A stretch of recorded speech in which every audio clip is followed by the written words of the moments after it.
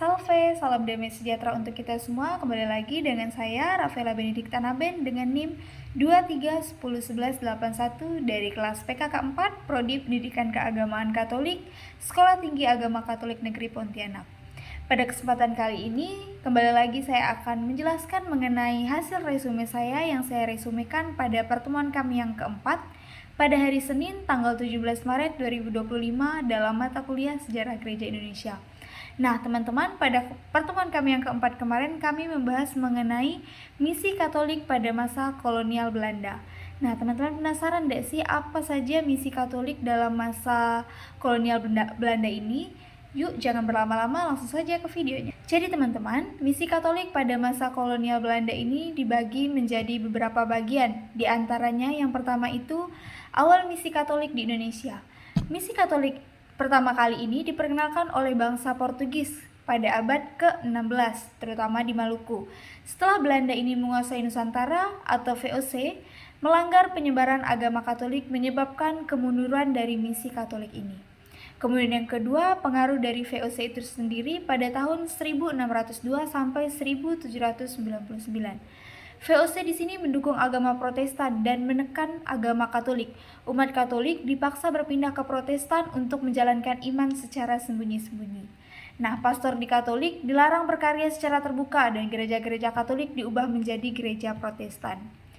Kemudian yang ketiga, pemulihan misi Katolik di era pemerintahan kolonial Belanda setelah 1800. Nah, setelah VOC bubar, Hindia Belanda menjadi koloni resmi kerajaan Belanda dan kebijakan terhadap Katolik lebih toleran. Pada tahun 1807, Raja Louis Napoleon mengizinkan kembali misi Katolik di Hindia Belanda. Tahun 1846, Prefektur Apostolik Batavia didirikan untuk mengatur misi Katolik. Yang keempat, ada peran tarekat misionaris.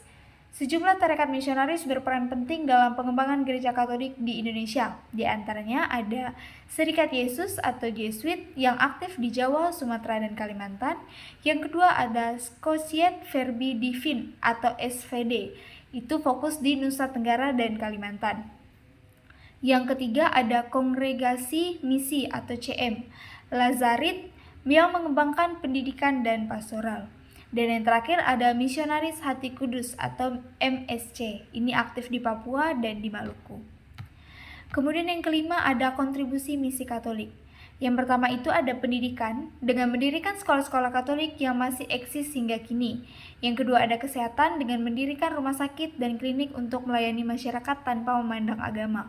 Yang ketiga ada pemberdayaan sosial, di mana di sini membantu masyarakat dalam bidang pertanian, ekonomi, sosial melalui program kemanusiaan.